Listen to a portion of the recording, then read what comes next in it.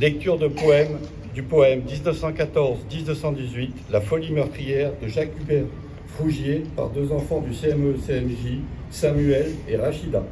14-18, Folie meurtrière de Jacques Hubert Fougier. Par un beau jour d'été, sous le ciel d'azur, le clairon a sonné pour la grande aventure.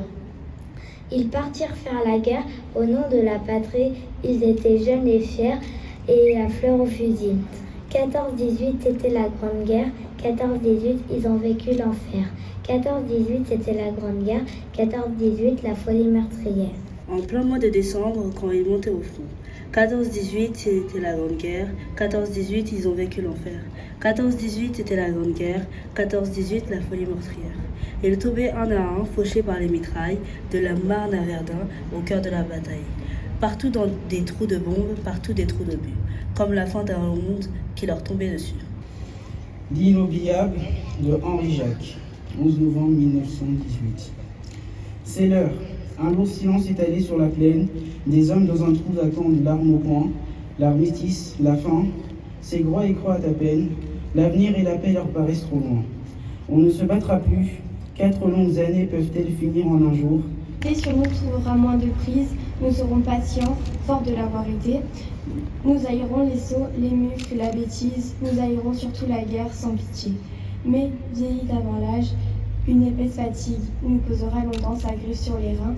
Puisse notre énergie, depuis qu'on la prodigue, avoir assez d'élan pour nous remettre en train. On est heureux de pouvoir commémorer, puisqu'en fait, Patricia le disait tout à l'heure, on a malheureusement une guerre à nos portes. Donc on a toujours, je dirais, l'occasion de penser à tout ça. Imaginez simplement ce qui pourrait arriver si jamais ça dégénérait un petit peu. On parlait de millions de morts pour la guerre de 14-18.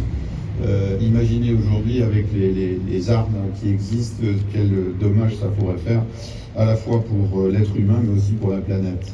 C'est toujours important de témoigner, disons, par votre présence et puis aussi en lisant ces fameuses lettres. Alors on les lit toujours avec beaucoup d'émotion, les lettres des poilus, mais il y a aussi tout un tas de poèmes qui existent beaucoup.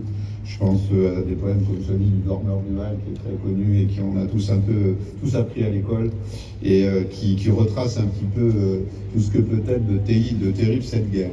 Vous savez, quand je suis arrivé en 2014, j'ai souhaité qu'on puisse commémorer toutes ces cérémonies avec tous les gens qui sont autour de nous. Alors sachez qu'on prévoit un grand événement pour 2025, ce qui sera, je pense, un des plus gros événements qu'on puisse faire. On l'avait déjà fait en 2015 pour la célébration, là c'était pour la guerre 39-45.